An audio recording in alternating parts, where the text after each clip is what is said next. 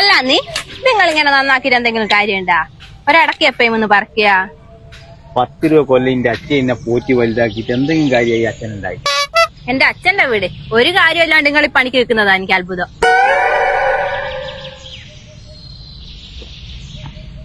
പുല്ലൊന്നും അങ്ങ് പോയി കിട്ടുന്നില്ല.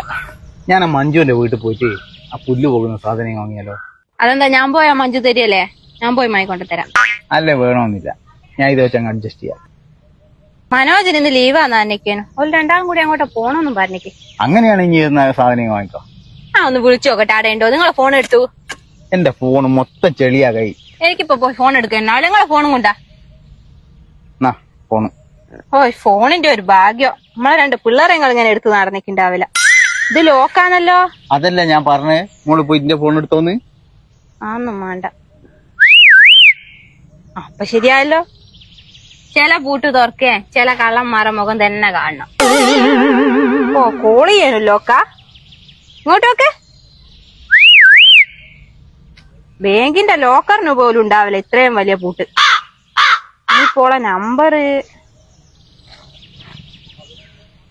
അതല്ലേ ഞാൻ പറഞ്ഞേ, നിന്റെ ഫോൺ എടുത്ത് വിളിച്ചോ. ഈയിലായിരുന്നു ഓളെ നമ്പർ. എനിക്കറിയാം ഓളെ നമ്പർ, എനിക്കറിയാം. നമ്പർ ഇല്ലാന്നിട്ട് പേര് വരുന്നുണ്ടല്ലോ അടിക്കുമ്പോ. അതെങ്ങനെയാ അതിൽ വന്നതെന്നറിയാ. അങ്ങനെ ആലോചിച്ച് ബുദ്ധിമുട്ടണ്ട. കോള് പോകുന്നുണ്ട്.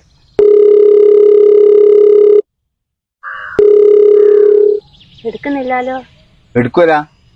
ഓള് അറിഞ്ഞൂടാത്ത നമ്പർ എടുക്കൂലോ. അതല്ലേ ഞാൻ പറഞ്ഞേ. വിളിക്കുന്നുണ്ട്. ഹലോ, ഞാൻ പറഞ്ഞിട്ടില്ല 8 മണി 9 മണിന്റെ ഇടയിലാ വിളിക്കറുന്ന്. മനോജേട്ടൻ അപ്പുറം ഇരുന്നിട്ട് ഒലാരും കേട്ടിട്ട് നിങ്ങളെ സൂക്കടങ്ങ് മാറിപ്പോ. അല്ല, എന്തിനാ ഇപ്പൊ ഇത്ര അത്യാവശ്യമായിട്ട് വിളിച്ചേ?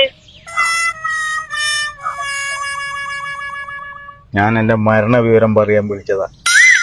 ബാക്കിയെല്ലാ ചടങ്ങിലും എന്റെ സജീവ സാന്നിധ്യം ഉണ്ടായിരിക്കണം.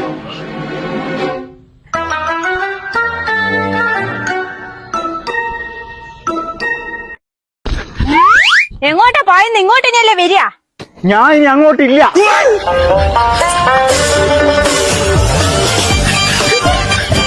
ഓരോരോ